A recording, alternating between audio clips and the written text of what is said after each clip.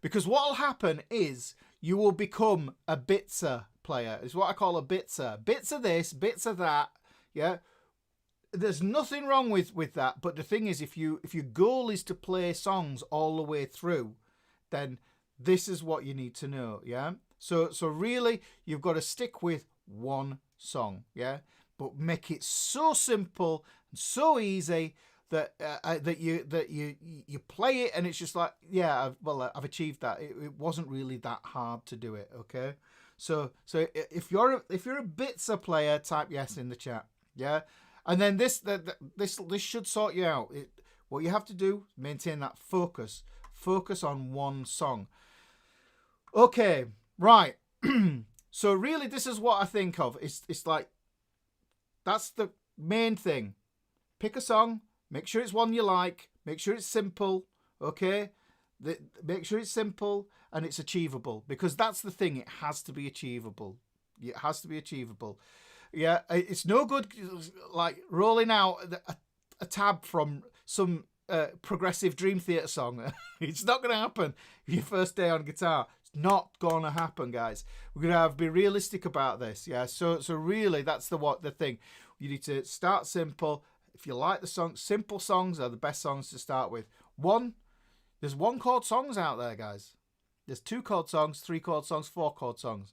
You know, those are the ways you should be looking at this. 1 or 2 chords, 3 chords, expand it, 4 chords. So there's lots of that going on in there. Maria's actually put something in there, and I'll talk about this as well in a bit. I like songs with sharps and flats in, very challenging. We have ways around it, Maria. Like I say, it's about serving the song. And I should say as well about songs is, I have come to the kind of conclusion that there are 2 ways of doing songs. There is doing the song as recorded verbatim. Yes, that's what, you know, that's what the purist, if you're a purist and you need to do that, then that's it.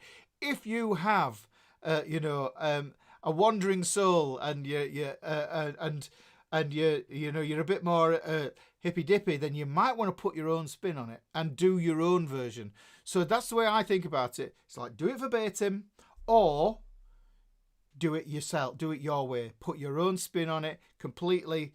Have no sacred cows when it comes to that. And I love doing that, you know, like no sacred cows in music. There should be no. There are some songs that are untouchable, that if you do them differently than the original, people will frown upon and they'll go, oh, you did that?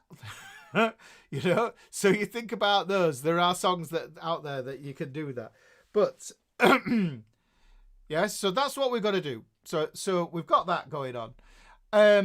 So serve that song.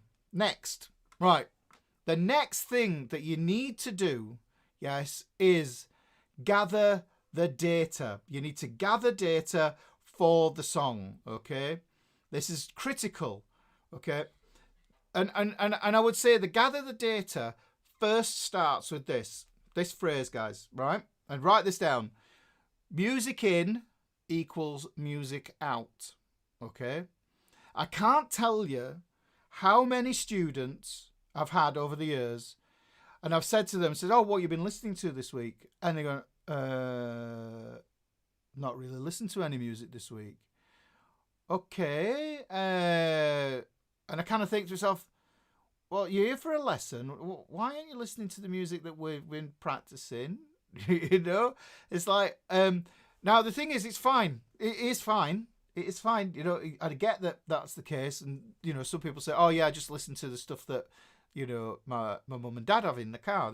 This is kids, you know, or the people my brother plays in the house, or the music on video games. That was a popular one, you know. So really, we've got to do this music in, music out. But the thing is, you need to build up the familiarity with the form and the structure of the music.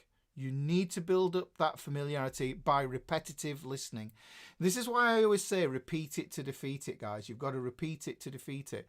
You listen to that music, and if you give it enough attention, you can get, you get that familiarity where the next note is. You might not, you don't even need to understand what chords are happening, what notes are happening or anything.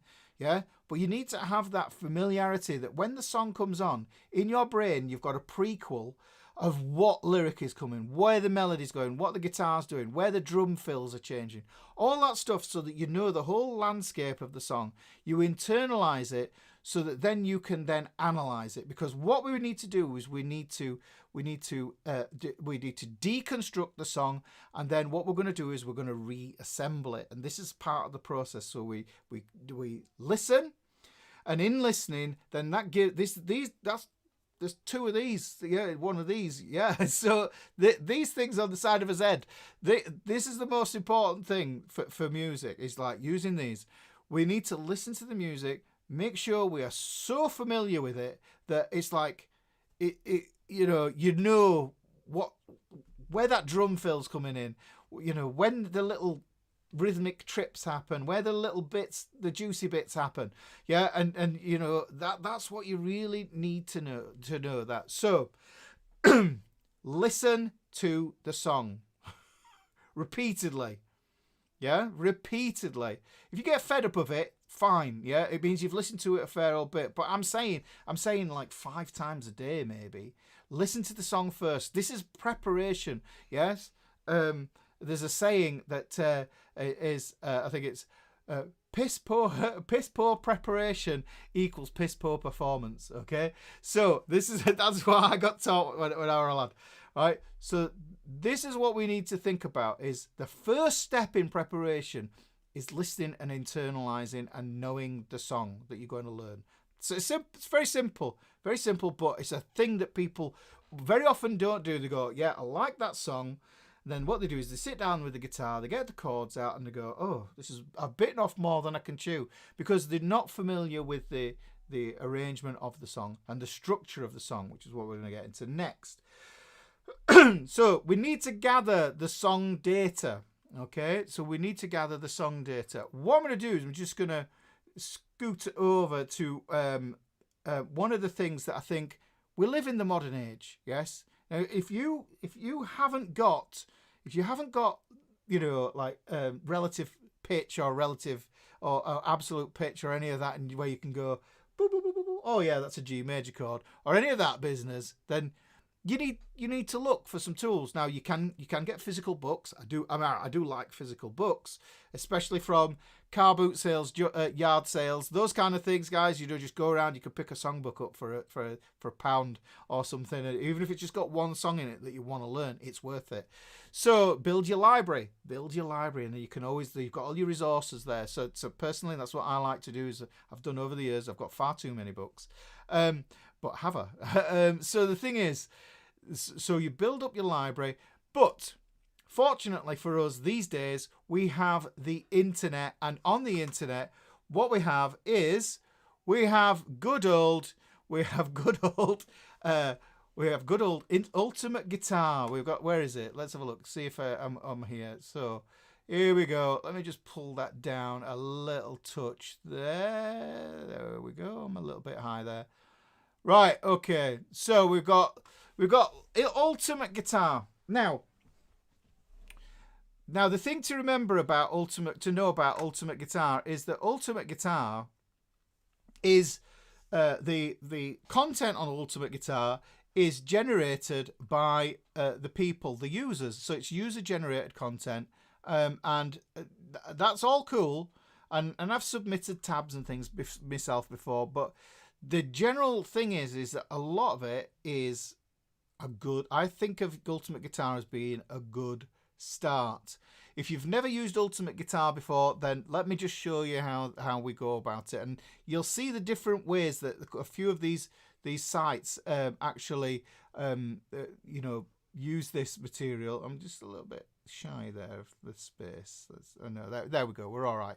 So we can see here, I'm on the page here for Harry Styles. Okay, you might not like him, but I think the song as it was is interesting. Right. So what you do here is in the top space bar, there is a space bar here, and what you can do is you can search for the artist and you can search for the song, And this is part of your research. This is before you even tackle the song. You've listened to the song, you've internalized the song, and then what you can do is, I think is a good thing, is to get some sort of score manuscript or whatever it is, lead sheet, chord sheet, so that you know what you're dealing with. Yeah. So let's have a look at this. So I'm going to go for this song as it was. Okay. Now, what you have here, and this is a thing that I'm not particularly keen on with Ultimate Guitar, is the Pro version. If you have a Pro account, then what happens is it loads it up, and you've got the tab versions. Yeah, you get the tab, but if you click on the guitar bit here, yeah, what it does is, is that the guitar? You can see it's all notes in there, but if this is chords, then it doesn't really give you the chord diagrams. Yeah, so it doesn't give you the chord diagrams, doesn't tell you what the chords are, and importantly, it doesn't.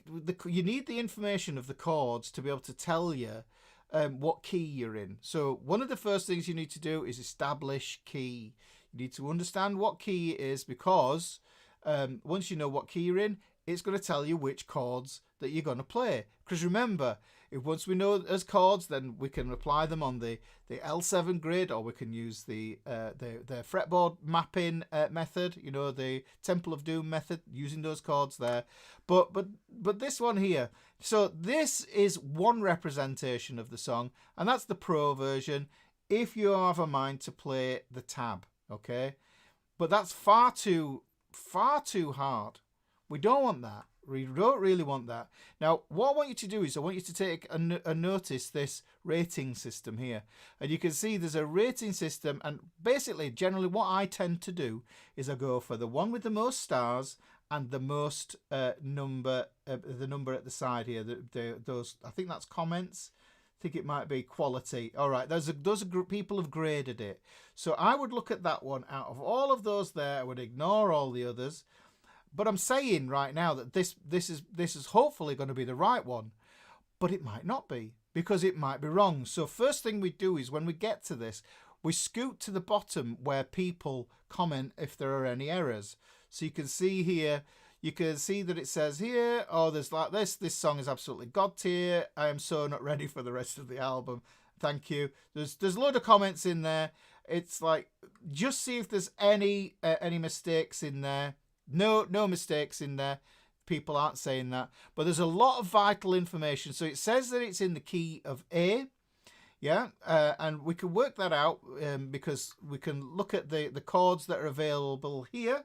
We can also, I think, if I'm not mistaken with this, I can get it to show me the shapes of the chords as well. Yeah. So this is the thing. Right, but it also tells you where to put a capo, 2nd fret, where you're going to put that, and then the shapes that you're going to play. Now, the thing I like about this is that it is transposable, and this is part of that thing, that notion that you might have of getting of singing along. If you try and sing along with songs, sometimes I think people think that they can't sing along to songs is because they're singing in the wrong key for their voice. What you have is something called a tessitura, and that is close to your speaking voice range. Yeah, so as you can hear my voice now talking, this is where my voice kind of sits naturally. And you can hear that when I talk, I don't talk in one note like this, which is monotone. I use a couple of different notes, 3-4 different notes as I talk. And those notes there are going to be a good indication of the key that is the natural key for me to sing in. Now, the beautiful thing with Ultimate Guitar here is that we get this business here. Look, so we've got chords and strumming. So we can see the chords there, and you can see it says guitar. So just some reminders. There's even the strumming pattern in there. So we've got that in there. There's the transpose. So the transpose is the one I'm looking for. Now, the thing with the key of A major is we have an A major chord, we have a B minor chord, we have a C sharp minor chord, we have a D chord, an E chord, and then we get an F sharp minor chord for our 6 chords. So we've got the C sharp minor, and we have and an F sharp minor. Those are bar chords, guys. If you're wanting to avoid bar chords, then the two keys that we look at are C major and G major, because those only have one bar chord in each of them. Okay, that's critical for you to write it down. C major, G major are the easiest keys to play in because they only have one bar chord. And then when it comes to the bar chord, yeah, on my channel for years, I've been showing you guys how to cheat at the F, how to cheat at the B minor. So C major, G major are the two friendly keys. That comes in super, super, super important when we get into using a capo. Yeah, so what I can do here is use this transpose button here, and I'm going to click on that, and then I'm going to change it so that I can see that the chords all tally. Oh, hang on, have I gone too far there? They're all going to tally with a key that I can play in here. So I've just switched this here. This means the capo doesn't count, but what it means now is I can play an A minor chord, a D shape, a G shape, and then here you can see I've got a C shape. So these might be all shapes that you're good at playing, whereas if I, transposed it back up, look, there's a B minor, you got a bar chord in there. So you just want to be mindful of this idea, okay? So that's one good thing about it. And then what you can do is it does, if it's a good transcription, like I say, they've got a rating, they do a rating on them. Let me just scoos my face over there. So look, so if we go down here, you can see 5.9 rating. Please rate this tab. I'd rate that tab there after I played through it. But what's interesting about this is it breaks down the sections. We need to understand the song form as well, because there is a lot of repetition in songs, and when you tackle songs in a linear fashion, start at the beginning and then work your way through it, then you're kind of missing, you're going to miss the point. You're going to break it down into sections, understand it section by section, and that's going to make it a lot easier for chords with no capo. It says there D, B, E and A. Depends how you want to play this, yeah. So really, but it depends if you are wanting to do the song verbatim or you want to do it in your own fashion. Okay, I'm just going to skip over onto the comments for a minute here, and let's just see where we are. So we've got it's usually the closest representation, but you do get accuracies. Do I recommend the Ultimate Guitar app? I do like it. It's okay. I have it on my iPad for convenience.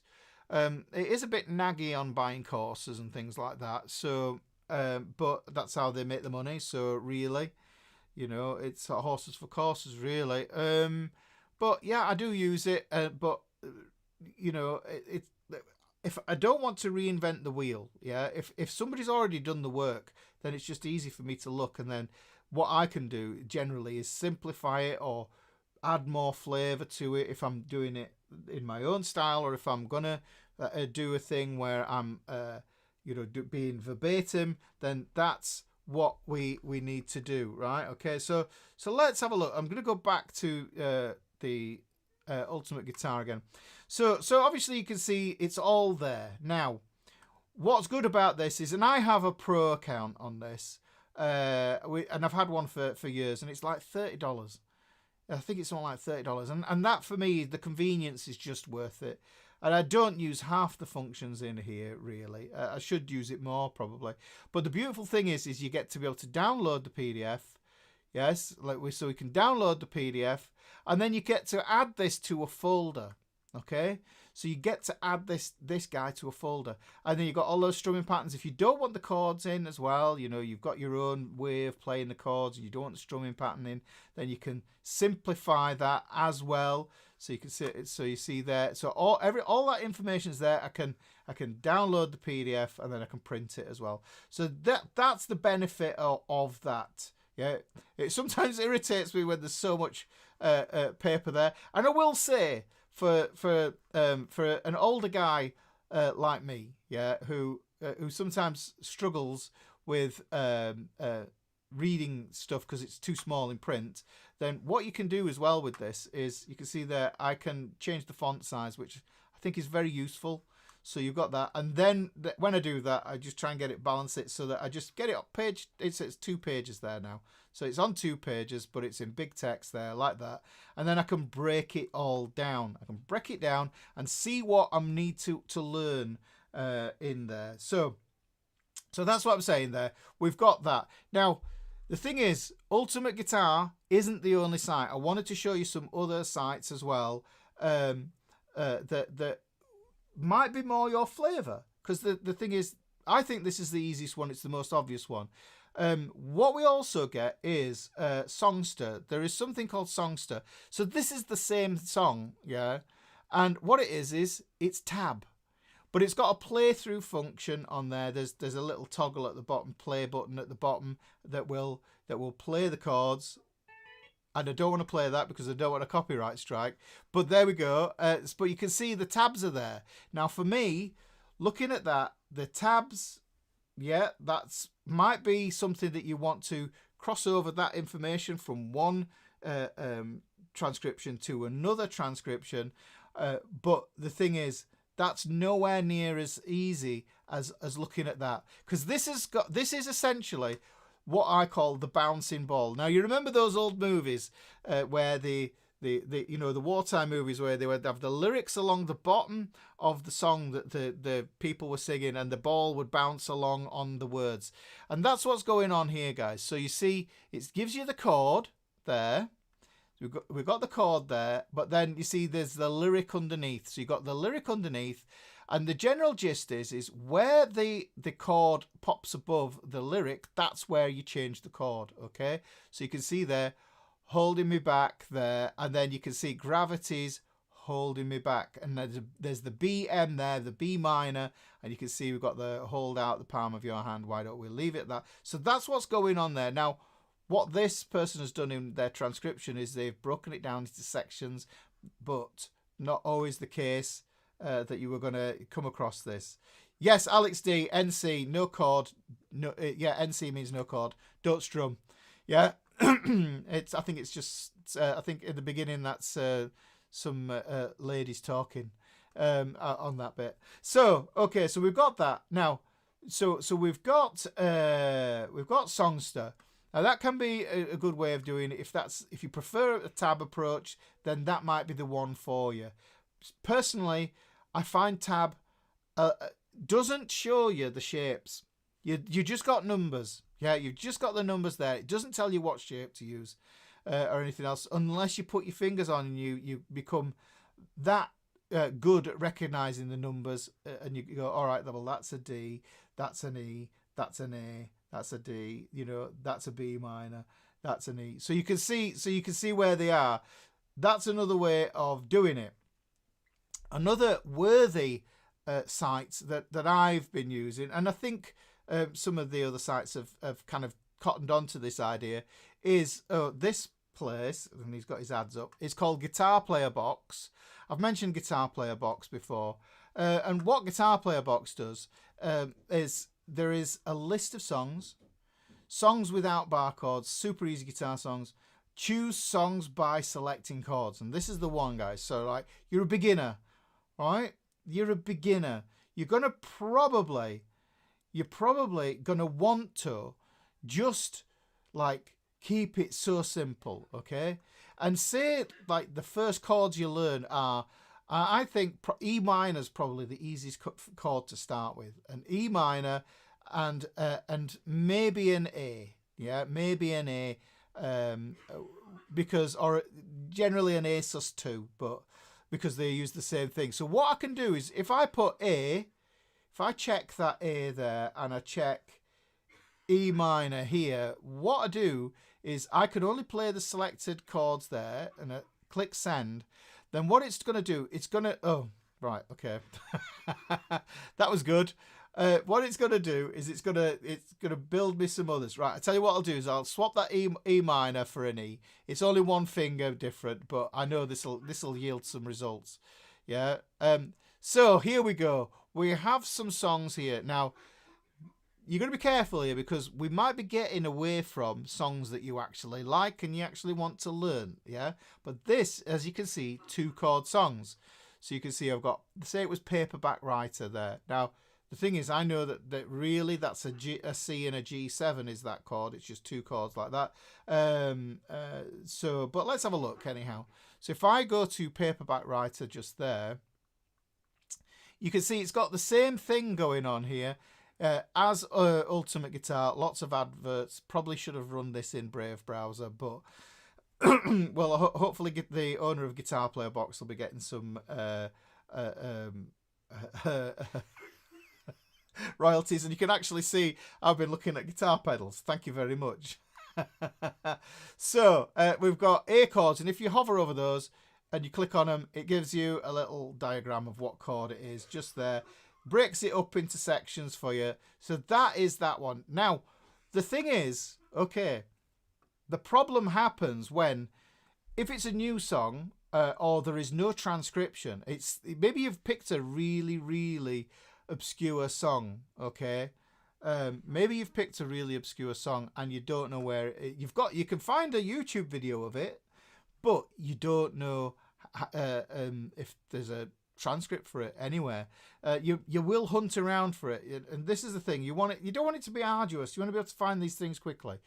So what there also is another site that I've used quite a few times, and this is a good start. It's not accurate by any stretch of the imagination, I don't think, but it's good for if you wanted to modify any of these here, these transcriptions as they come along.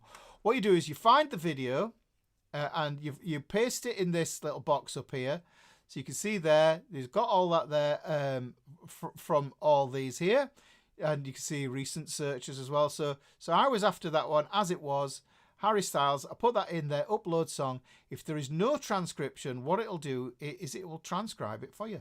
And this is another pro account, and I think this was like £18 for a year or something like that. It wasn't really expensive, and it will play it. I'm not going to play the song because of copyright, but you can see that there's loads of controls in here. But what I do like about this is the loop function. I can highlight box. Let me stop that. There we go. Okay, so there's the pricing. But what I can do is I can select and I can highlight a section. Where is it? Is it that one? Let's not do that. So I can select a number of bars and I can loop them. Is that no? All right. Okay. I mean, my subscription must have run out. But what I can do is I can loop a section and then I can just practice those 2 chords. But what's cool about it is there a tempo tool on it which will slow it down, so you can slow the chord changes down. Also, you can transpose on it as well.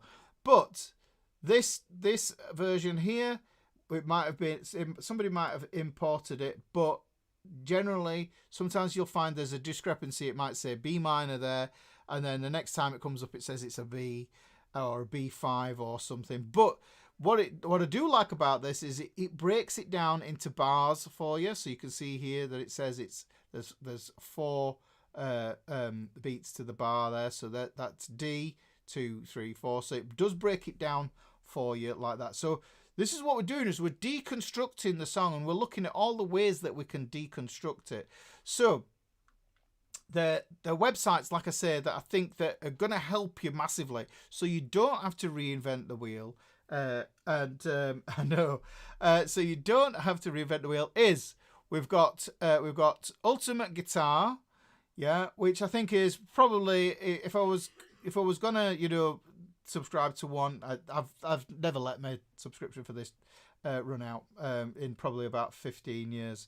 So this one, Ultimate Guitar, I would get this if I'm learning stuff that it hasn't been transcribed, maybe just to do all the heavy lifting. Give me an idea, and then I'll put some finesse on it, because you can record, you can change these, and you can save all the modifications you've made to it as well, and then you can print it off as well. So this is printable on this one. Songster, Not so much of a fan of the tab idea. I'm sure it used to have chords. Maybe somebody will put me straight on that one. And then you've got Guitar Player Box, which is completely free. Yeah, which is absolutely free, but there are ads on it, and if you use a browser, something like Brave, or that's got blocking on there, then you could block that. But then just be mindful that Guitar Player Box do not make any revenue from you doing this, and so it's about being fair, I suppose, in that respect. So there is the means. This is the means. This is how we gather the data that we need. Okay. Elizabeth says Moises is great because it can take an MP3. Yes, I've got Moises on my iPhone. Yeah. Okay. So there's lots of lovely comments here, like Moises and Chordify are great for obscure songs. Yes. So just look it in there. Yeah. But what we really want to do, I think as well, and Kevin says it there, I use a slip in plastic sleeve binders.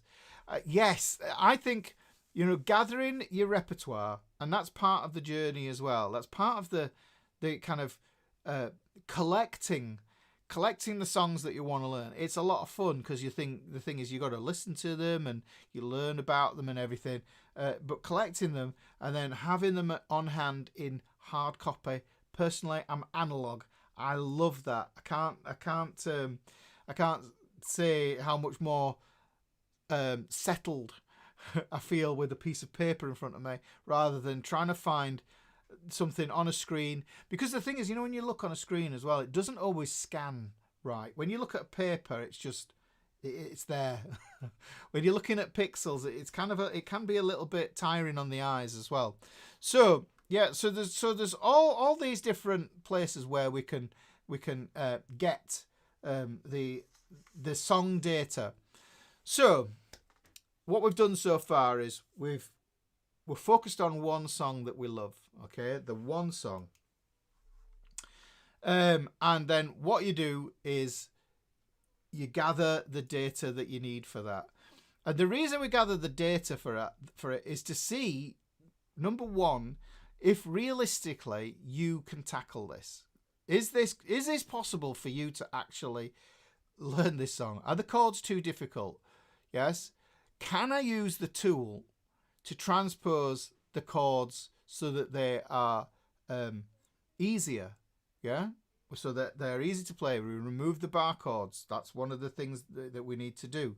And then once we've got all our resources and we've got them in one spot, then we can see what we've got, and then we do the thing of disassembling. Okay, so disassembling the songs. Now, there's a thing. I grabbed a graphic off. Thingy somewhere. No, I can't find it. It's just this little meme thing about country songs, banjo intro and stuff like that, and it's like song structures. So what we need to understand is like, okay, unless the music is super wacky, yeah, then it's gonna form something called strophic song structure. STROPHIC, strophic, and generally that means it's gonna have a particular structure. It's gonna go, and I tend to think of it that it follows a specific sort of format, and you'll find that this is most pop songs. Can I get this in here? Is my camera frozen on this? This camera looks like it's frozen. Let's have a look. Configure that one. Let me just do a little bit of housekeeping with this one here. Overhead only. Let's have a look. Have we got this? Are we in shot? Oh, right. Okay. Oh, no. Let's go back to that one. Okay. It says it's previewing there, but it's not previewing in that window there. Okay. Right. I don't know why that's happening.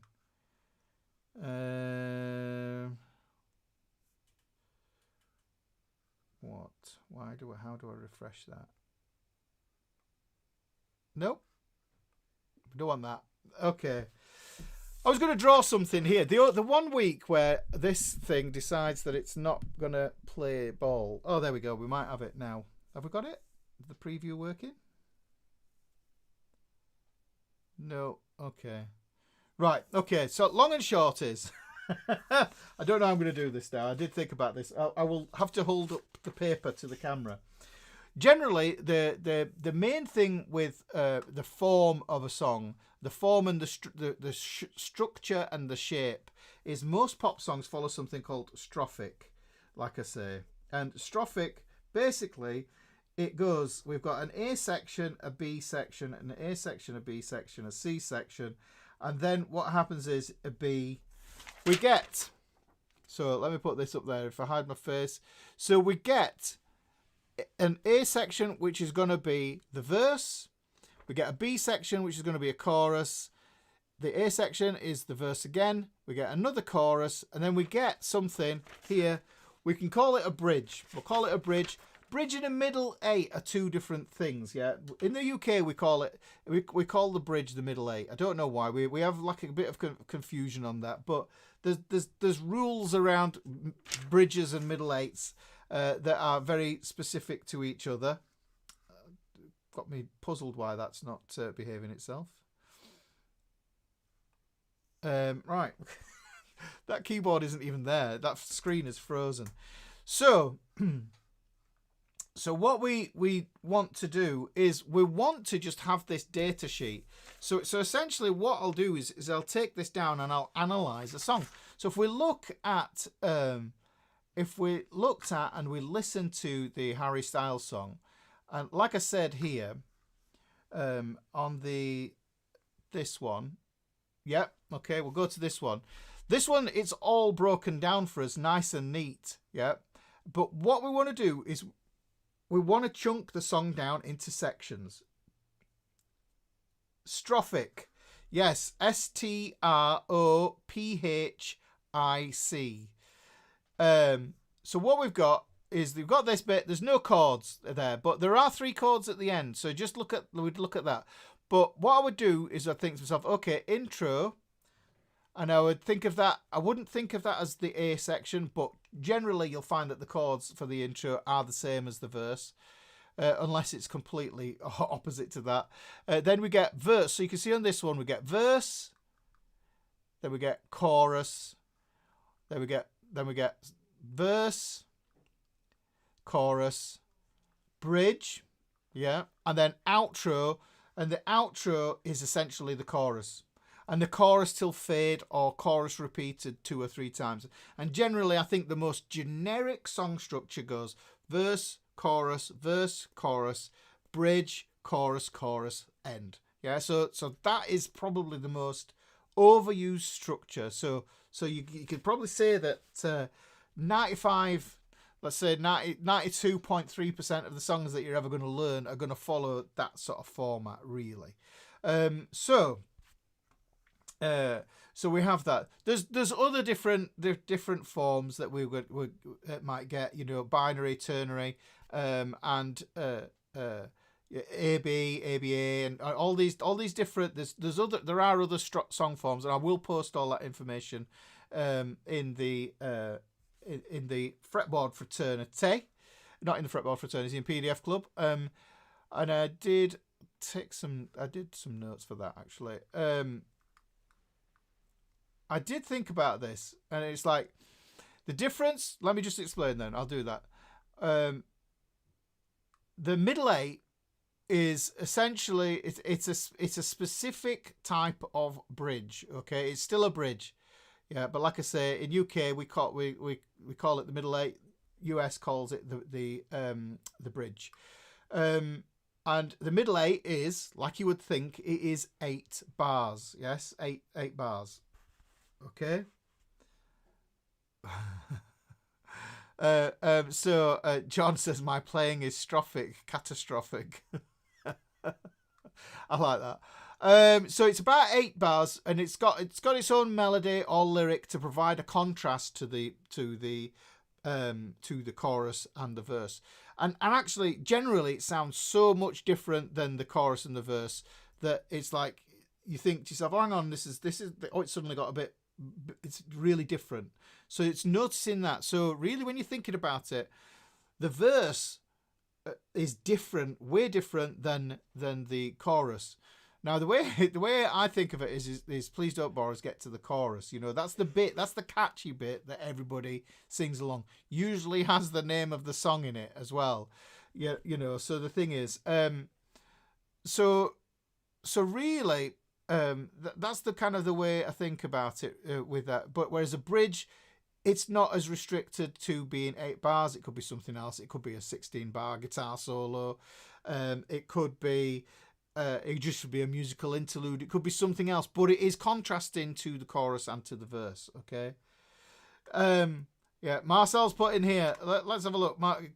Through composed, strophic form. Let's just see if I can put that up there on main camera. Let's put that up on there because that's useful, Marcel. I was going to put this in the thingy as well. Where is it? Add to broadcast. Strophic form, also called verse repeating form. You can get repeating verses, which is called a round. Yeah, so you get a round where it's just the verse repeated over and over and over, and that's generally kind of like a blues, really, if you think about it. Yeah, so that's a different one. Different thing with verses and stanzas. We borrow from poetry with that terminology there. And all right, you got from Wikipedia here. Contrasting forms include through composed. So if it was a through composed song, which I have written through composed stuff before, it's A section, B section, C section, D section, E section, etc. And no section sounds the same as the other. So you lose that refrain element, that familiarity of the chorus, because that's the job of the chorus, is to pull you back to that familiar melody, to that familiar melodic device, whatever it is that makes the song catchy and creates the interest. That's the thing, right? Okay. So really, I think strophic is probably the kind of like catch-all. That's the one I'm looking at. Rondo. A rondo goes A. So you'll have a verse, and then you'll have a B section, and then the B section, you could think of it as a chorus, and then you go the A section, which it becomes your refrain, and then you got a C. That now you introduce a different idea, and if you were just listening to those first 4, you might think it's strophic. You go, hang on, are we back? Which is the verse, the chorus, and the refrain is part 1 and 3. Yeah, part 2 and 4 is completely different. Yeah, but it's about putting something different in between the main refrain, which is A. So it goes A, B, A, C, A, D, A, E. So you can really build interesting landscapes with how these, you know, if you're writing songs with these ideas. But also you can get into, if you understand this is behind the mind of the person who wrote the song, then you can get an idea of what they're thinking. Now there is another thing as well that we might have as well, and that's we've got a pre-chorus as well. So really, you know, there's a lot of different things. So structures we might come across is intro.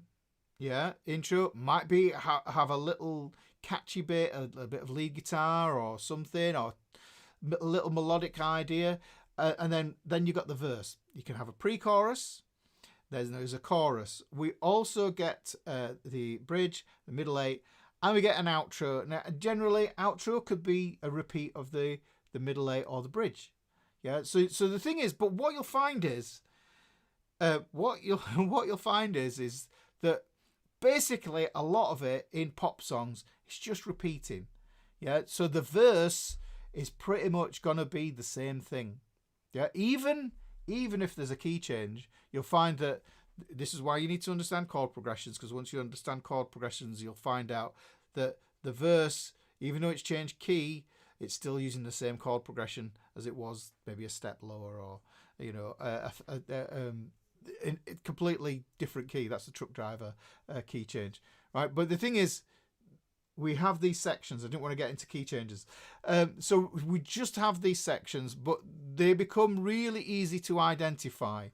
And I think from the perspective of the old Harry Styles song, which I find interesting, is the chords on this one. If you look at the chords, then you'll find that this happens a lot with a lot of songs, especially Ed Sheeran. Yeah, you might get the same 4 chords all the way through the song. So when it comes to breaking down the verse and the chorus, you might think to yourself, I don't have to change the chords. I might have to change the strumming pattern. I might have to change, how you treat the chords, but the chords might not change. So look at this. You can see here on this verse 1, looking at that there, you can see it's got a D, a B minor, an E, and an A. D, B minor, E, and A. Well, look at the chorus. What have we got? D, B minor, E, A. D, B minor, E, A.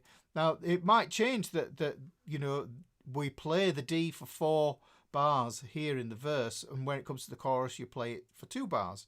This is please, what's the B plus? Oh, the B plus is the Sean.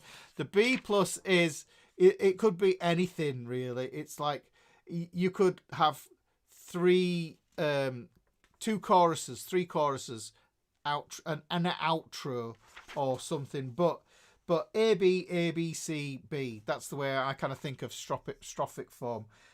The chorus generally, I think, repeats twice at the end, and then if it repeats a 3rd time, that's when the fade happens. There. Michael says something interesting actually there. That's interesting. Some of the prog rock bands must have experimented with these ideas, and this is where you start getting into things where bands like Yes, I'm sure they've borrowed things like sonata form and all this different classical forms of structure in the music. It just gives you a bigger, wider playground to experiment in, because you've got to think about it. Prog isn't, any prog or jazz for that matter, isn't really about keeping it simple and very sort of like focused on a simple melody, simple chord changes. That's what we're doing now. Michael, we'll see you later. See you later there. Bill's T says Ed's advantage is he loops rhythms and percussion. Yeah, that's it. And this is why you can do it, because if you've got the looper in your system and you can play that and you can bang all the stuff in, like Katie Tunstall, Black Horse and the Cherry Tree, I think that was the one. I think that's the first song that I ever saw with a looper, and she did that, and brilliant, and I think it's the same chord progression all the way through that. But that song's all about the vibe as well, so we have to account for all that stuff as well, which then comes down to the strumming thing. So we have the song data. Next thing we need to do here is we've got the sorry guys, I'm looking and seeing if this is updating. It's not. We've got the sections here, so we can see here that if we were looking at As It Was by Harry Styles, we would have intro, verse, chorus, verse, chorus, bridge, outro, and the outro is essentially the chorus. As it was, it's not the same as it was. So really, that's all it is. That's all there is to it. So there's only 3 sections. There's only 3 sections that we need to learn for the whole of the song. And in my mind, that takes it way down in your mental capacity of thinking to yourself, what do I need to handle here? What's my workload? If you just look at it all in one and you just think to yourself, oh, it's like there's a lot going on there. But then you make that equation and you think to yourself, hang on, this is the same chords. Even in the bridge. It's the same 4 chords. Brilliant. Now what you've done is you've completely simplified it, and it should make you feel like, all right, wow, I can handle this. This is something that I can actually do. I can cope with this. Yeah, 4 chords. Right, but This is the thing. Now, funny thing is, Dave SVT says, "How do we know?" Let me. It's in yellow, is this? So if I put that up there, it's not going to be great. But hang on, let me change over to here and I'll put it on there. Dave SVT says, "How do we know what the 4 count and what is the 2 count for strumming with this version?" Well, this is the thing, right? This comes from listening, and you will and in that you need to count as you listen. That's one of the things that you do. You get in that familiarity, you get used to the count. Now, I'd probably say 92.7%, that's a statistic that I've just made up, of songs will be in 4/4. Yeah, some, I think the next sort of most common time signature that you're going to get is something like 6/8. If it's a bit more of a rock blues thing, then it might even be 12/8. Yeah, but you can explain 12/8 in 4 as well, which is another lesson. So that's what we want to do. But it's all about developing something that I call intuitive strumming, and I kind of think of it as being like at the chip shop. Yeah, and you're waiting and the radio's on and you're tapping. You know, you're tapping on the worktop at the chip shop, waiting for the fish to fry and waiting for your order, you know, and you're just listening and you're tapping and you're feeling the pulse. So that's the most important part of this. Strumming is just an engine. Yeah, it's just downstrokes and upstrokes. That's really all there is to strumming. Yeah, I know it sounds like it should be more, but it isn't.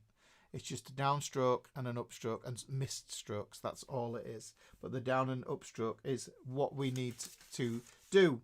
So another thing that I like to do with the songs then is to think about, well, what key is this in? And let me look at this. So what I'm going to do is I'm going to look at this song. And I've got my guitar here, and let me just see. I changed this to have. I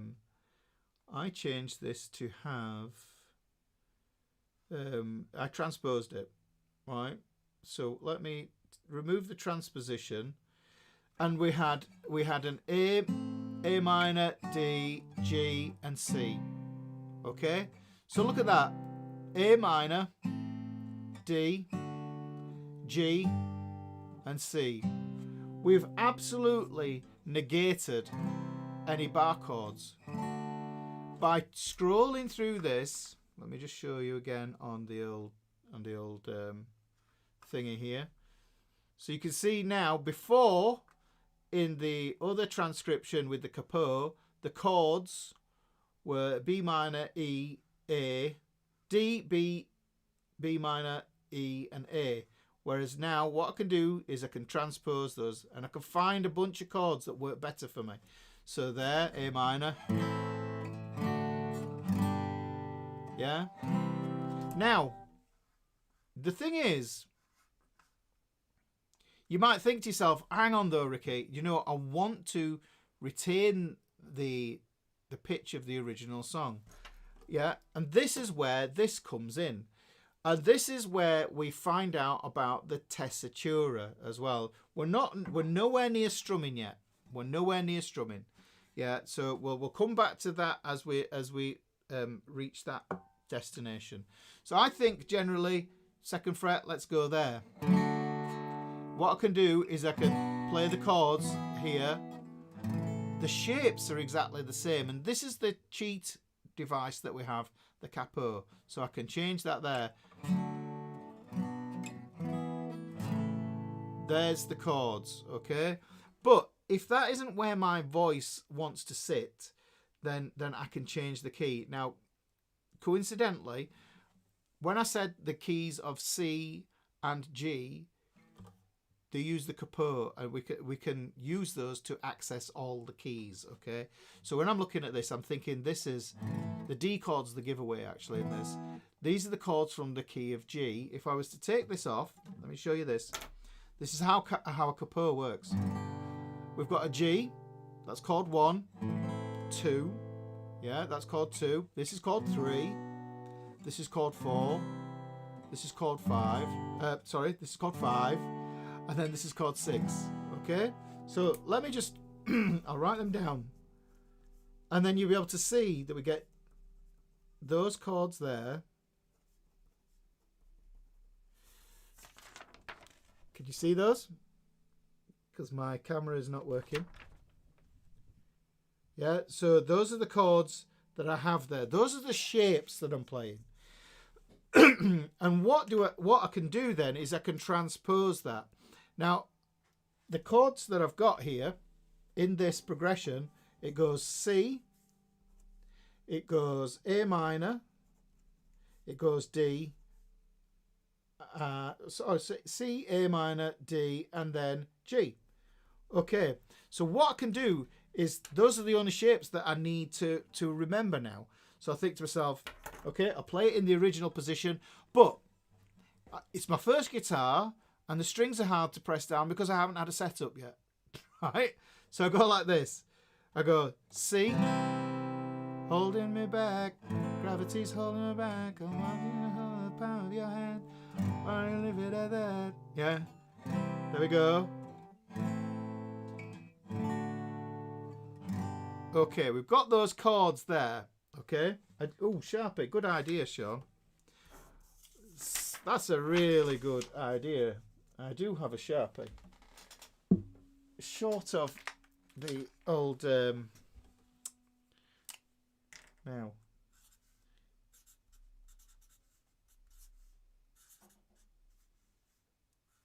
That looks like a Q.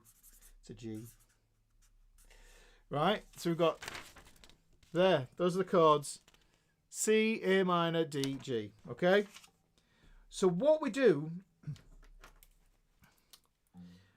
you can hum along to this, and this is part of the whole thing about if you want to sing along with it. So I'll just play that. Now, I can move up 1 fret at a time and change the key when I do this. But I know I'm operating from the perspective of it being in the key of whatever the G chord is. That's my 1 chord. So that note there under that G chord, that note there, that is my key that I'm singing. The pitch, that's the sound of the key. Yeah, the shapes completely unrelated. So there's the C, A minor, D, and G. And I'm thinking to myself, I'm in B flat. This is the key of B flat. So here's the way that you could transpose that and change those around. Look, let me move it up here, and now when I've moved it up to the 4th fret here, same shapes. Okay, so let me put that. That's on the B there. That's the B note. So that's my tonic, and that's my key center. So there's my G. Okay, the chord progression goes C, A minor, D, G. I just play the shapes. C, A minor, D, G. Okay, now, you know, like we talked about a week ago, a week or so ago, we can really cheat on these shapes as well. So we go. We can play 1 finger chords, guys. You know, we can get away with that as well while we're learning these songs here. But so we've got that. Now, the thing with the capo is it will keep on going, but I think, personally, I think the cut-off point is around about the 7th fret there. Everything starts to get a bit tight. The neck of the guitar tends to widen out a bit there. So, and all I need to do is look at my G chord, because these chords all come from the key of G. Yeah? So we've got the G, A minor, B minor, C, D, E minor. Those are the shapes from the key of G in the open position. What we do is we transpose them up so that we can get to the other keys, and this would be the key of D major. Yeah, it's sounding the key of D major, and that's how your capo works. Now, I could alternatively do this with different chords, and I could use the key of C major, of which we get this. We get these chords instead. Now, hopefully, that'll go up there. Yeah, so you can see above the G major, I wrote the chords for the key of C there. You can see we've got that pesky F in there, but do we need to play that? If I want to transpose that now to the same shapes, then what I'm going to have to do is play that F, and then what I need to do is I need to play an E minor, and then for my D, I'm going to get a G, and then on the G, I'm going to get a C. So let's have a listen to that. So I've just changed the shapes. I'll put that up there, and it's painful, isn't it? So we've got F, E minor, G, C. But the thing is, it's going to give me the... I can do it with a cheat.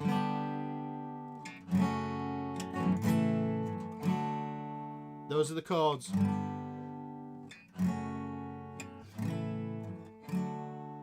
Okay. But what we can do is, like I say, what we can do again here with this is I can change this shape and I can move it up here.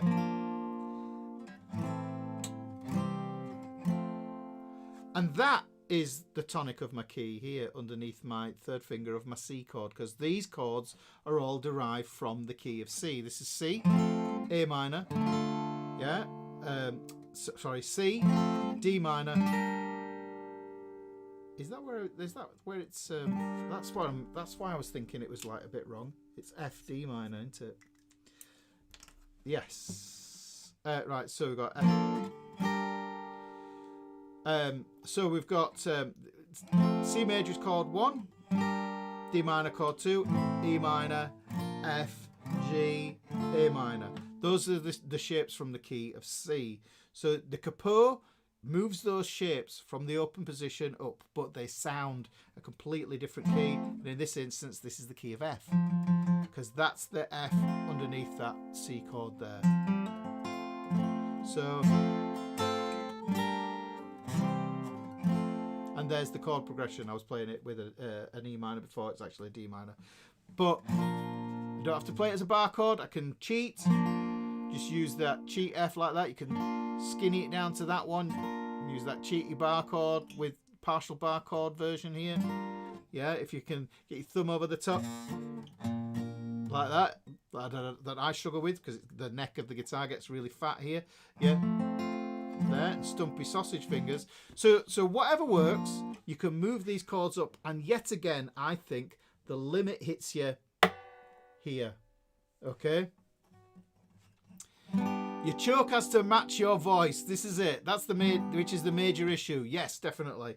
So the thing is, and the funny thing is it isn't always about dropping the key as well, the pitch of the key. Sometimes by going up, then that's where you find the key where you need to be.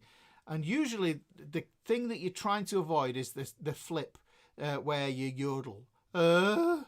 You know. Can you feel when you do that? If you just sing a note and you go up and you let the note slide up, you'll feel a flip. And what you want to do is you want to get that flip in a part of your voice where it's actually beneficial, and it becomes a really cool thing that you can use for your singing. Yeah. So look, so you can see that we've got.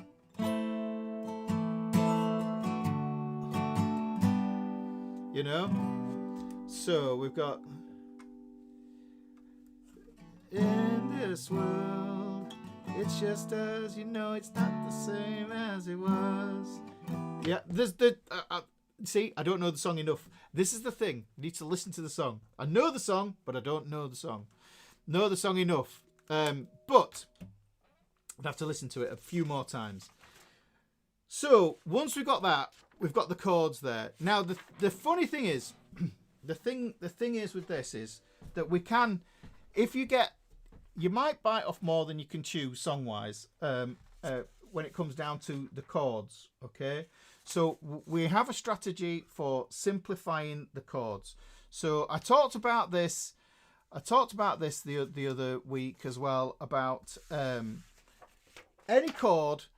There's lots of ways we can boil down the chords, and really the two ways to look at it is we just take them down to their basic version. of a major or a minor. If it's a diminished chord, then it's a flavour that you might miss if you don't put it in, but generally if you leave it out, it's going to be okay. Yeah, so it's going to be one of those. So you can do that. So you can simplify them. So if you're a beginner as well, you don't want to go near the bar chords, but when it comes to the bar chords, if you can simplify them and play them as power chords, for instance, just so that you have some sound to underpin your voice as you are singing, for instance, or you don't want that gap where it's like you were going like, so go, okay, so this is the song, it's an F next, I don't know that one, and then what, we don't want to just miss it out completely, so maybe just hit the basic 2 strings there underneath it to get you there, right? That's all you need.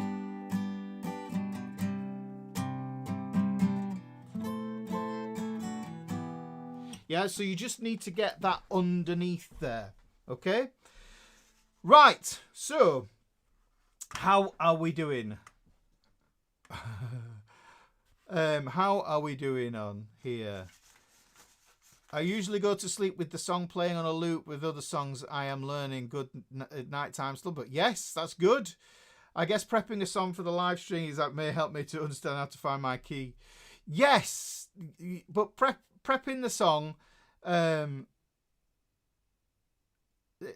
tricky thing is singing a song on here or playing a song from a video and copyright strikes, and it's just a nightmare, and I don't want to have to navigate some email and an automated robot to answer my questions on YouTube. So that's the kind of thing that I really get into. So here's the thing, right? So let's just say we've identified those chords, okay? I just wonder if there's I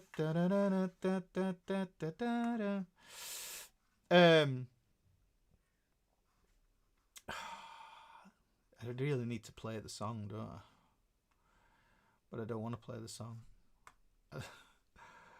Now the thing is, sometimes songs don't even have guitar chords in them. But if you find out what the piano chords are, you can use those as well. So really, the world's your oyster if you think about it in those terms. Let's have a look. D, B minor, E, A. D, B minor, E, A. Right, so we were talking about the strumming. Right, so the strumming pattern is essentially, and like I was saying with the strumming pattern, there's a couple of different approaches that we can have with the strumming pattern. We don't play the chords. You don't play the chords to get the strumming pattern. This is what I mean by that sort of chip shop strumming idea. And what we do is we use the we use what I call a scratch chord. What a scratch chord is where you put your hand over the strings, yeah, and you don't squeeze down. You just resting them on, so you get this scratchy sound. It sounds a bit like a Pac-Man if you go like that. Right, this is all you need to do really, just to kind of get the rhythm. And what we're doing is we're doing a thing that is separate hands. So we're working on separate hands. If you're getting the strum down, it's all about the right hand. We negate having to think about the left hand. We'll come to the left hand later, yeah. But we put the hand on here. Sometimes it's just as well to just put it up here. Don't press down; you'll get jazz chords. Yeah, so what we're doing is I'm just resting on there, and I'm focusing on strumming nice and loose,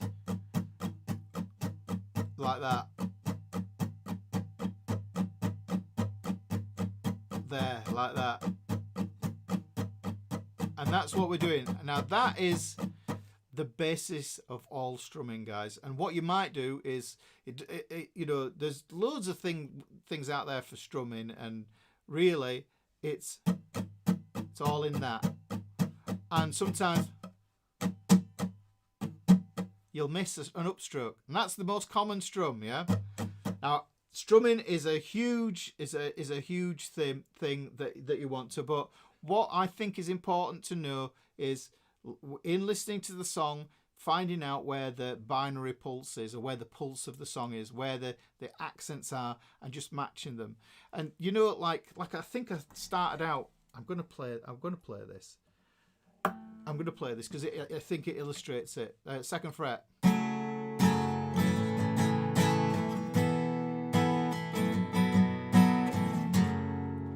Okay, just that bit there. If you listen to that, right, what happened was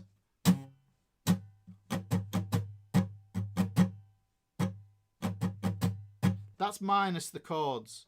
So I'm thinking there, I go down. Now people draw arrows, you know, because my camera's not working, I can't draw the thing. But generally, the old school diagrams, there's a like a V shape, and then there's like a bracket shape. It's like a square with one end missing, and that's to signify the bow. So it's a violin instruction. What we do is you just use D, U. D for down, U for up. It makes sense. Arrow for up, arrow for down. Yeah, you could do the same thing, but I just like to think it down, down, up. So if I go like this, down, down, yeah, down, down, up, down, up. So if you say it as you play it, then you can get it. And what I would do is like, if you just play along to the song, no chords at all, and you just keeping that engine going. You see there, I'm missing, but it's almost like dropping the needle on a record, you know, the stylus. Yeah, it's like engage it, take it off, engage it. Yeah, to get that scratch chord.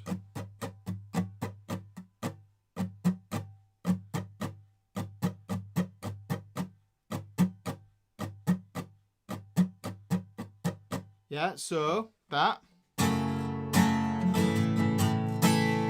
So that to me, the rhythm of that, and I use words to help me. So I go down, down to Amsterdam town. Yeah, I know it sounds silly. Down, down to Amsterdam town. Down, down to Amsterdam town. Now sometimes this is what I call the excursion of the pick. So when it goes that way, it goes up there. That's the excursion. Yeah. Sometimes you hold your excursion to come back, but you're still only ever going to go do a downstroke and an upstroke, with sometimes missing them. So that.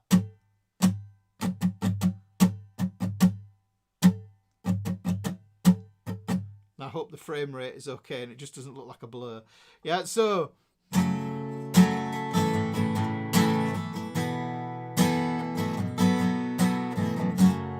Yeah, so.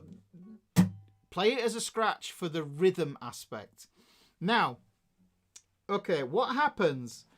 What happens is when we're looking at the chords. Say, for instance, we're going back to good old Harry Styles, and let's say we had it in the key. We had it in the key of C, which meant we had no bar chords. So I'm trying to get my hands around. Just imagine trying to get my hands around. Playing the chords. There's 4 chords here, guys. What we do then is we break up the chords into what I call 2 chord loops. Okay, this is where the chords come in. I'm going to get to that ATX Viking, right? So what we've done is we've looked at the strumming. We can be really intuitive about it. You know that, like I was saying, playing that Wonderwall there. If you can tap it,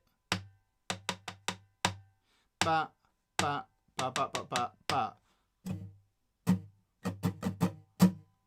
I can play it and then I can tap it and then I can internalize it. So tap it first. Yeah, then strum. So that's right hand taken care of. What we do then is we focus on the left hand where the chords happen, and then later on we bring those together, right? Okay, so when we do this, and I'm just going to do, like I say, the old Harry Styles one again. So we had a C, and now I know some people struggle with a C, yeah, and the thing is, it's all about finger placement, which is completely something else. Another thing for course wise, and it might be that the C chord isn't a chord that you want to use, or it might be that you want to cheat and use something like that.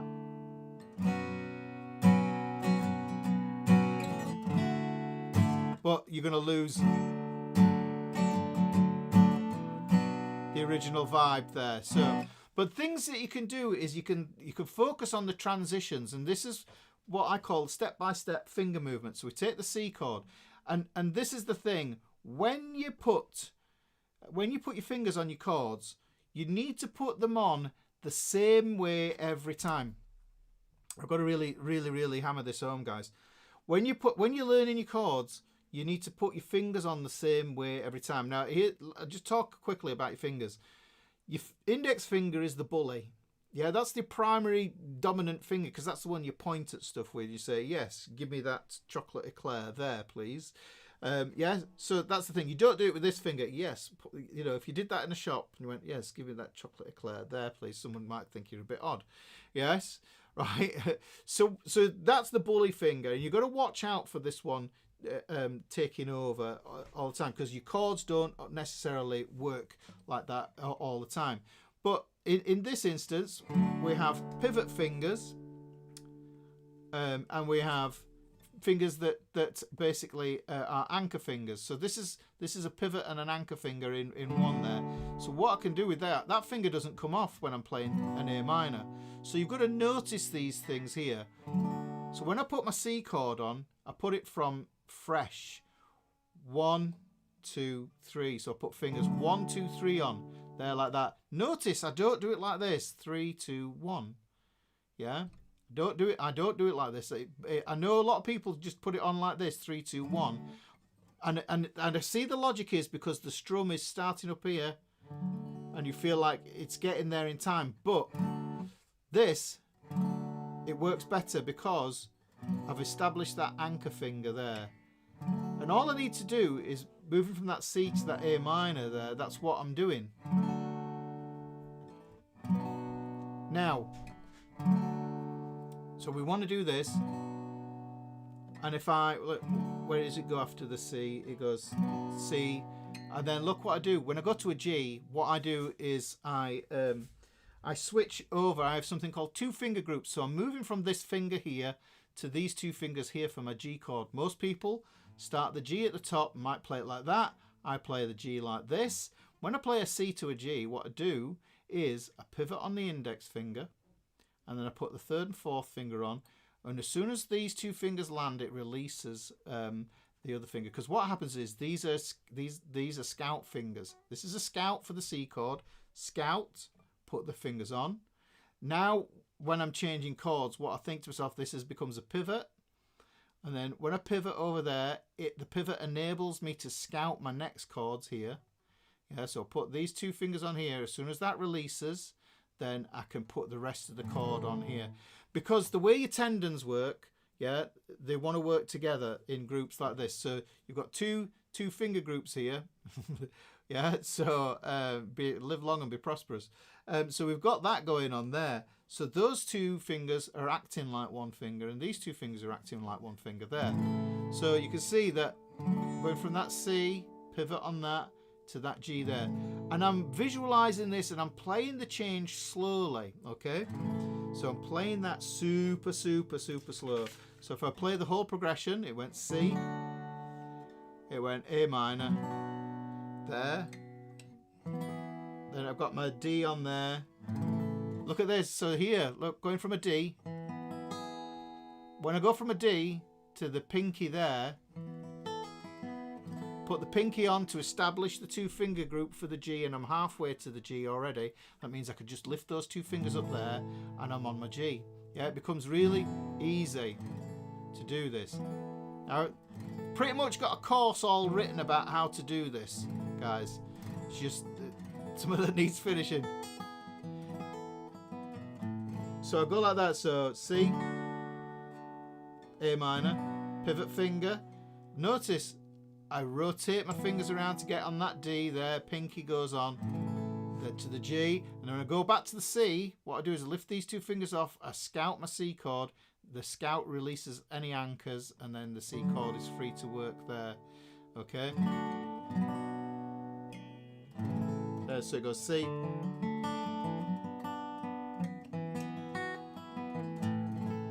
Okay.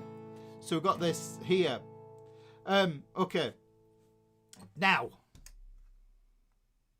there is a secret. There is a secret. I've spoke about it before to chord changes. And the secret with chord changes is something I call the magic and. The magic and. If this is something that goes 1, 2, 3, 4, what we can think of is from the strumming pattern that we had as a scratch chord, 1 and 2 and 3 and 4 and, okay? If we could think that's the way to think of it, down, up, down, up, down, up, down, up, okay? 1 and. The and is weak, okay? It's a weak point, and what we need to do is we need to leverage, we can leverage that, and if we leverage it on the weakest part of the weakest beat on the bar, which is the and of 4, and actually what we do is we change chord on the and of 4. That's when the transaction between one chord and another happens, okay? So watch, when I do this, so if I was strumming this, I'd go 1 and 2 and 3 and, oh, sorry, a bit early there, 1 and 2 and 3 and 4 and. Can you see I'm on that and? I'm already changing chords here. I'm near enough in the position for my A minor to land on the 1. So this is why it's called the magic and. So the and of 4 is when we change, or the last and of the bar. Okay, so 1 and 2 and 3 and 4 and 1. And what you'll find is it puts breath into the strum. Can you hear that little? Because what happens is when you're a beginner, you think to yourself that only having one finger on and not having the full chord on is going to sound horrendous, but it isn't. Yeah, you just put it on there like that. Okay, and you're ready. As long as you come down on that one nice and strong, you're going to be good. 1 and 2 and 3 and 4 and 1 and 2, 3 and 4 and 1 and 2 and 3 and 4 and 1 and 2, 3 and 4 and 1 and, yeah, so 4 and 1. Yeah, so you see that? 4 and the transition happens on the and that's why I call it the magic and, because that's where the magic happens. That's how you get to the point with changing your chords, and that's how you change them nice and cleanly. Now what I would do with this is I would take the song, and what I would do is I would focus on the chord changes just between this, right? You know what chords you've got, and what you would maybe do is just practice. Let me just pull that pull down here. Yeah, you would practice. Right, I'm just going to practice the D. You've got to be honest with yourself here and say, is the D chord strong? When you play it, is it strong?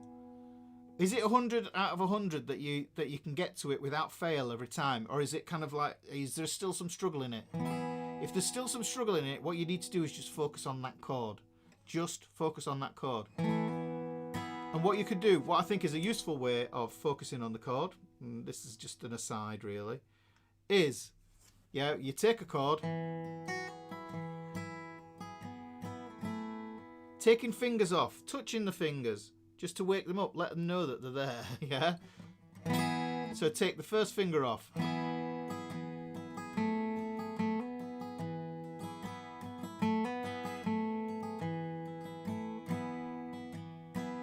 Take the third finger off.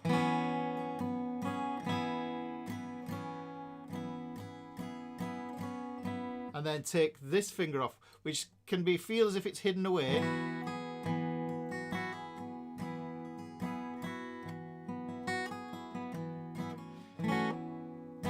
And another good little exercise, this is a cool little exercise actually, guys, and this is what we do. This is it pulls in something called vamping, and this is how you focus on each chord. And with the down strum, you press on the chord, but on the up strum, on the upstroke, you take your fingers off the chord. But what you're trying to do, the goal is to get your fingers back on the chord on the downstroke. So Make the chord breathe.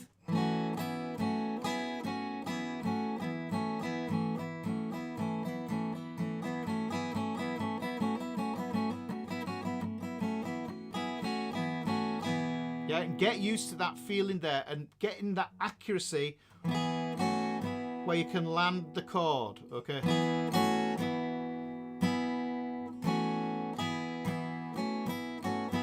Right, now some chords are going to be a little bit trickier than others, okay? And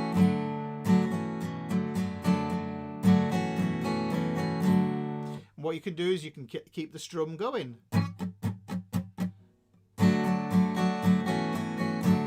Because the thing is, once I've got that shape there and it forms in my hand, I should know what it feels like. There's a thing with a gorilla that's got its hands like that, and everyone goes, oh, F major 7, right? So this.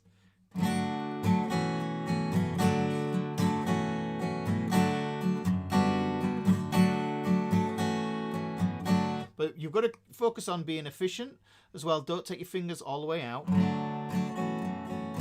The fingers only come up like a centimetre. Yeah, no. Yes, the D shape being played is an E chord, yes. So it's sounding an E, but the shape is a D.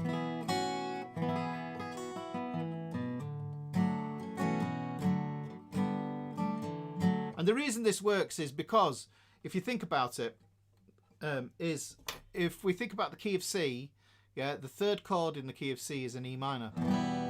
Okay, and the sixth chord in the key of G is an E minor.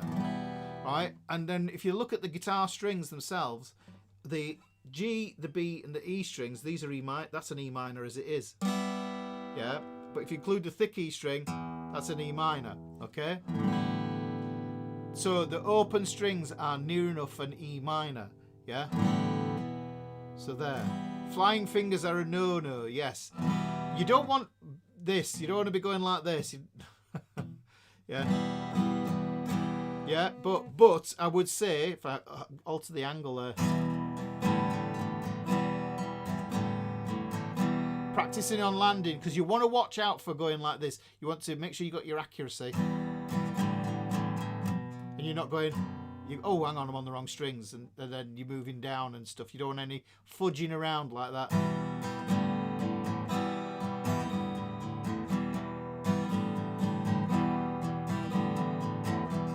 So the thing is, yeah, in that key of C, D minor, E minor, yeah, F, G, A minor, okay? The open strings, fine. This is something that we can add to the texture of the chord changes, and then that sound is okay on the and of the magic and of 4, yeah? So 4 and. So look at when I do that, if I change from an E minor to a C, 4 and C. So you can see C to an E minor, I'd go C.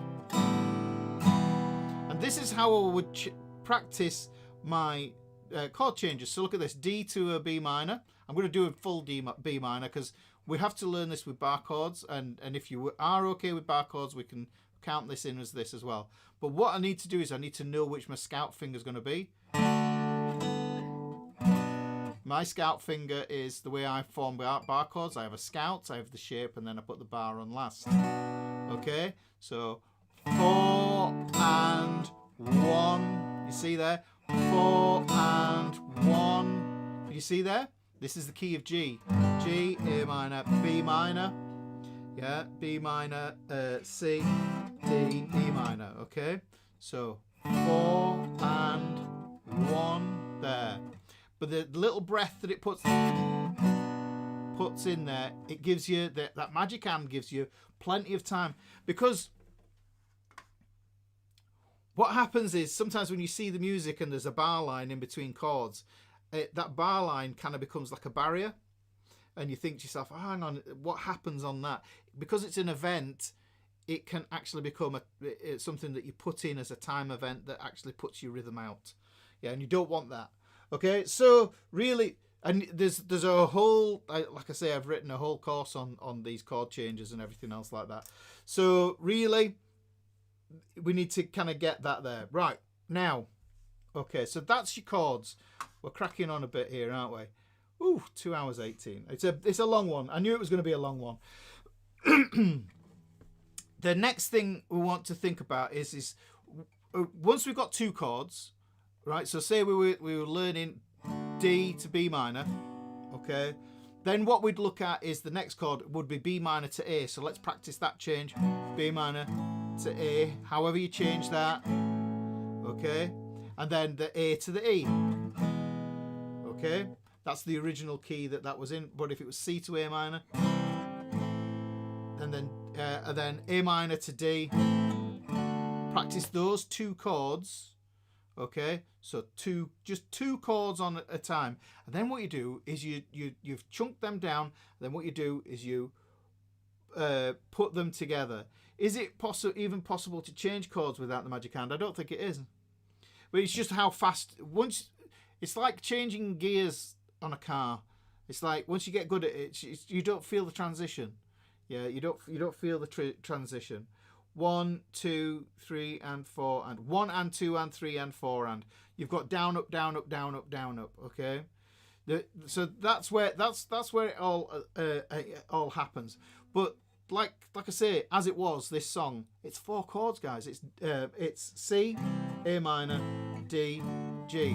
So practice each of those chord transitions: C to A minor to D, D to G, and G to C. Those are the only transitions that you're going to come across. Okay, well that's the thing, Bill. Yeah, B minor to other chords and F sharp major are the tough ones for most. Change the key, add the capo, use the chords from the key of C, use the chord shapes from the key of G. Yeah, so do those. They won't sound much different. Yeah. And what will happen is later on, yeah, as you get better and you conquer bar chords, then you just add them in, and then you have other ways of doing this. So this is it. We've got that. Okay, so we've got those loops there. Now, really practice the tricky transitions and stuff like that. You've got to do that. Now, the next thing that I want to say is, if you want to sing and play, who wants to sing and play? Who wants to sing and play at the same time, but struggles with that? Right? What we've done is we've kind of discovered where we just use this capo to finding out where we find our tessitura, where it's good, okay for us to sing. So I know that the key of D major, is where my flip is the worst. Yeah, so I avoid it. Yeah, so I know what keys to avoid. And I think actually there's a film, the Fabulous Baker Brothers, I think it is, with Michelle Pfeiffer, and she's a jazz singer. And it always struck me to this. It's like, she walks in and she goes, "Summertime" in the key of B flat, boys, and they just know where all the chord changes. She's told them what her tessitura is. She knows.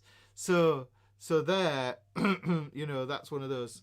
Marcel, I don't know. I've not heard anything from the doc for a while, or his son. But there, look.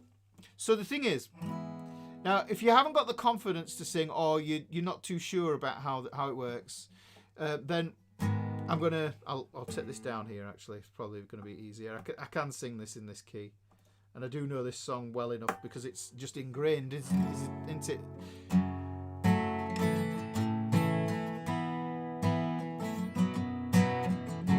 So this one here, what we can do is there's 2 ways to tackle the singing if you find it all overwhelming. The 2 ways we can do it is we focus on strumming the chords, yeah. And what we do is we don't really adhere to the lyrics, yeah, and we don't really care too much about the melody. What you do is you kind of scatter around the words. So you go,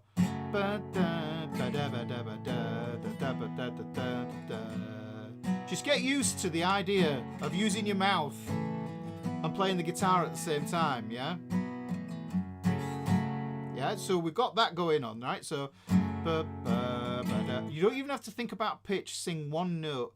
But then what you can do is maybe think about being rhythmically correct. Yes, so then you go ba ba ba da ba da ba da ba da ba da ba da ba da ba ba ba da ba da ba da ba da ba da ba da ba da. Okay, does that make sense? So you just ba da ba da ba dooby dooey it, yeah, okay. So or a single la la la la la la ooh ooh or whatever you're comfortable with, but don't put too much effort into the voice. Just get the voice used to singing along, okay? Now the other approach, which is fairly simple, is to just strum the chords once, so that you don't have to think about the strumming too much, okay? And then what it is just like before we looked at left hand and right hand, and then we brought them together with the magic hand strum. Then what we can do is we can do the same thing here with like mumbling the words, yeah, and the melody, and playing the chords correctly, yeah, because that's what we've focused on. We've got the chord, we've got the strum down, but now we want to get the singing. What we could do then is just peel back on the complication of the chords, and what we do is we go da, da, da, da, da, da, da. Yeah, and then what I can do is I can think to myself, okay, I'll sing today is gonna be the day that they're gonna throw it back to you. So then you can focus on pulling the words in properly, pulling the melody properly. By now you should have somehow realized what you gotta do. Yes, Paul. Yeah, that's in my notes here as well. Sing the chords so you can go E minor G. You can sing the chord names for instead of the lyrics. Yes. E minor, and then a G, then a D sus4, and A7 sus4. E minor 7 and a G and a D sus4 and A7 sus4. You can do that. Yeah, but so the thing is, but like I was saying with this, even though those notes are in there like that, and I will say that song is super easy because of this, that we've got this pedal tone happening here. These two fingers never leave that, but you could just go like this. Today is gonna be the day that you can simplify the chords. Yeah, it doesn't sound right though, does it? It's got to be that sus4 there. Yeah, because that's what you're going to be aware of. You can change some of the chords, but not all of them. Yeah, so G, D sus4, A7 sus4. And then you can say the chords, say it as you play it. Watch yourself, and that's another thing. Record yourself. You've got a phone. If you've got a phone, everybody's got a phone that can do that. Record yourself, and then what happens is you'll find that you can get better at this. Yes. Please, I'm using headphones. Right.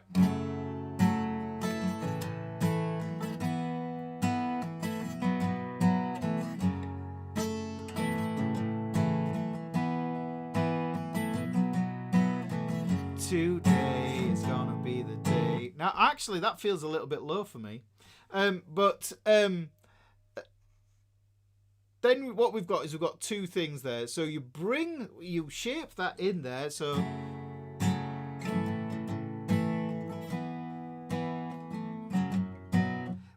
what we can do is we can add the lyrics and the melody back in again with the strum.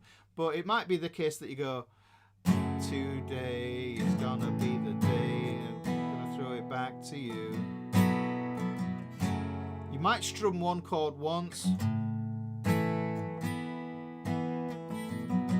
but then as you get more comfortable, then you add the correct rhythm back in. Okay, and I think that's probably kind of the easiest way. So yeah, say the lyrics rhythmically, but with single strums, but then also hum the lyrics, hum the melody, no lyrics, but you've got to find your tessitura, make sure it's in the key, and you adjust that with your capo. And then exactly the same thing with learning these sections as well. So what you do is learn the verse. Learn the first verse, and just focus on the first verse until you have it, until you nail it. Don't move on until you've got that. Then what you do is you move forward and you say, right, okay, I've got that. let's do the chorus. So what you do is you've got this like modular approach to playing the song. You can play over the song on YouTube. You can slow it down, but yeah, but the thing is, what you can do is, yeah, you can play along with it, and you can get backing tracks, and even on Ultimate Guitar, you can take out you can find the backing tracks on there. That's what the Pro version is good for. I will say that. If you just want it to be like the drums and the bass and everything else, and you do the guitar and the vocal, you can actually do that. So it's almost like having that. Paul says here, and then throw a metronome and bugger the whole works. No, I think a metronome is a good idea sometimes. And there's lots. If you look on Google, there's things like tap the tempo of the song. So if you went da, da, da, da, da, da, da, da, like that, you can find this thing to tap the tempo, and it'll tell you how many beats per minute it is. And then what you do is you set that on the metronome, and then you just do that, and then that's all you're doing. You could just, I'm just going to keep the same strum on the E minor.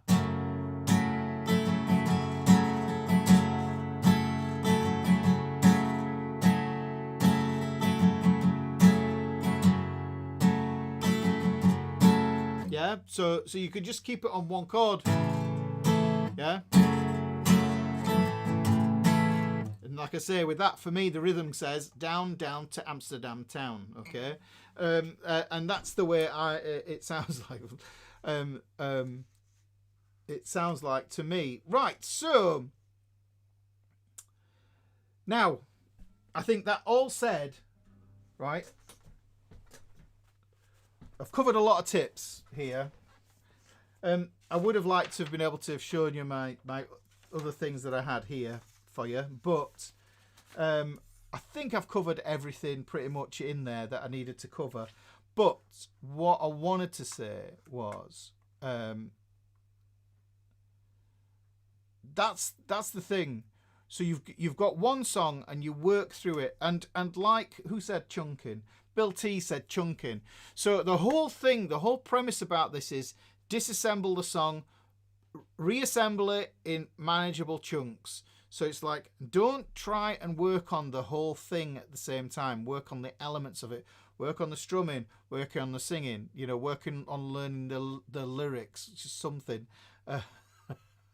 It's just something that I should have should do a bit more.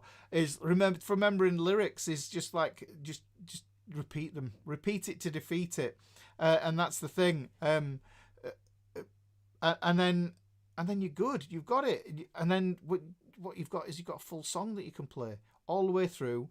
Yeah, and you're not a bitzer player anymore. And then so you combine all the song sessions, and then. And like I say, if you can record yourself on video doing it, yeah, you don't need to feel obliged to show anybody or anything else like this. It's just for your own progress report. What you can do is you could, and it's like, you know, you'll see that the progression from one week to another. If you go, right, okay, look, I practiced to see what it was like that week, see what it's like that week, see what it's like that week. Do that, but it shouldn't take you that long, really. You know, if you break it down like this and you make it easy, don't overload yourself. Make sure that the song is something that you can actually achieve. Keep the chords simple. If there's too many chords in it, take chords out. Yeah, take chords out. Keep them in the main parts. You know, I do this all the time. Just like if there's like 6 chords, you can whip it down to 4 chords, because the thing is, some of the chords are just there for extra colour. You can always boil songs down to 4 chords, I think, really. And the thing is, the more you do this, the beautiful thing about this is that the more you do it, the easier it becomes. So record video, yeah, and then you think to yourself, you know, I'm doing it. I'm either going to do it like the song is recorded, or I'm going to do it in my way. That means a lot to me. It means more emotionally. I can't remember there's a movie with Jennifer something in, and there's a guy plays She's a Man-Eater on the piano, and it completely changes the whole song. Hall and Oates, that one. Jennifer Lawrence, she's in a film. Yeah, she's got to woo a teenage boy or something. It's one of those. But the thing is, the piano performance in that, it was just like, it struck me, did that. It's like, what a way to do the song, but to do it completely different. And I think that's the one to look at. And then, yeah, just chunk everything down into 4 bars, yeah, then 8 bars, and then, then into your verses, okay? So 2 chords.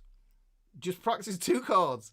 Turn those 2 chords into 4 bars. Yeah, so maybe you got and then 8 bars. Make it wider, and then get the whole section, and then practice the section, loop the section. So you're looping small. You start in a small loop, make the loop bigger loop until you have a section. And then what you do is you look on the next bit, which is your chorus. Take the chorus, 2 chords, loop, make it bigger. And then once you've got the chorus, add the verse and the chorus, chunk them 2 together, making the chunk bigger and bigger and bigger. You're reassembling the song. Yeah, and then once you've done that, and you realise that verse 2 and verse 1 are the same chord structure, just the lyrics are different, then you're halfway there. And it kind of feels cool when you think to yourself, all right, well, I already know I already know the chords. I already know it, man. It's like, and then what you do is you go, all right, okay, middle 8. Yeah, middle 8 or bridge. Different chords, exactly the same thing. You're just going to start on the chords, 2 chords, marry them together, figure out what the strum is, figure out how the chord changes work. Can you simplify the chords? Is the chord too hard to play? If it's too hard to play, simplify.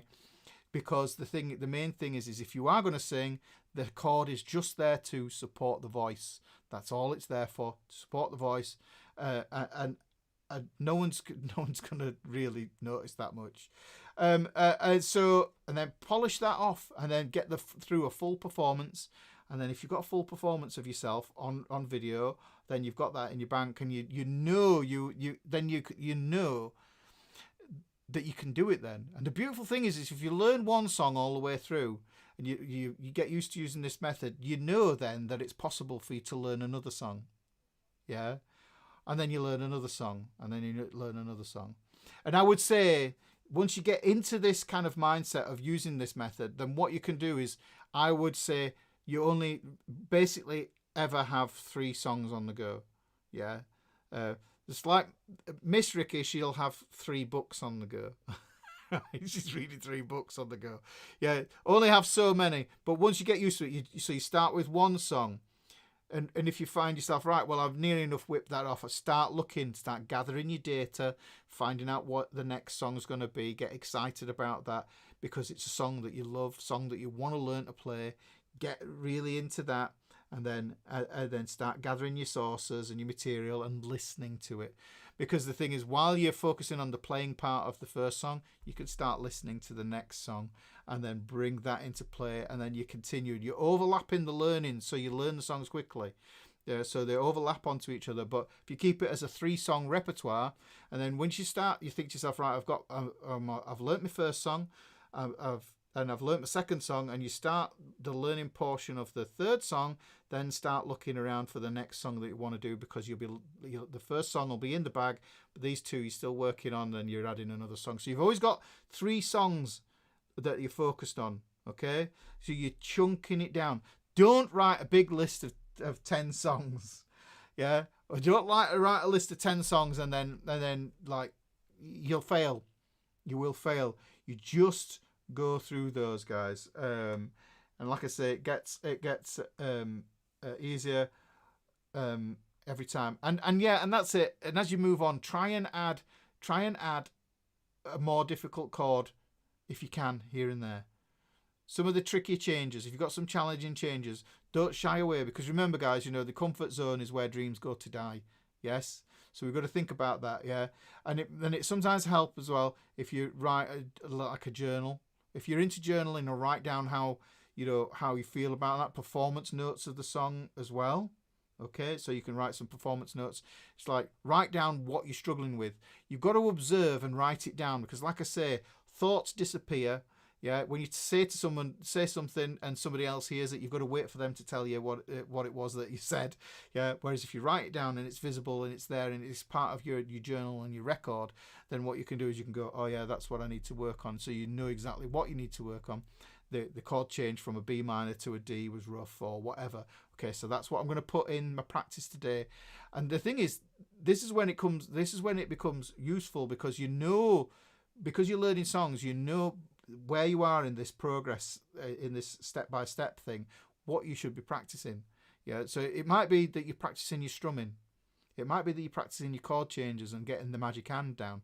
It might be that, you know, you're just working on the scratch chord and trying to sing along, you know, and that's it, and be lyric perfect and melody perfect, but just playing it with scratch chords.